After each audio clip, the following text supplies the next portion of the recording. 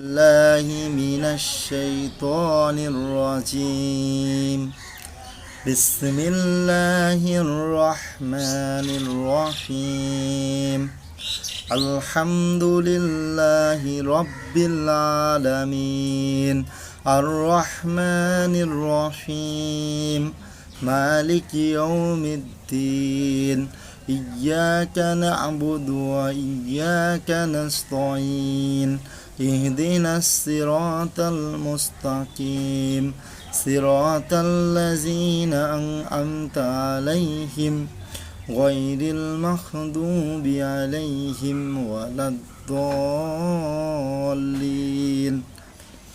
অর্থ রহমান রহিম আল্লাহ তাআলার নামে সমস্ত প্রশংসা আল্লাহ তাআলার জন্য।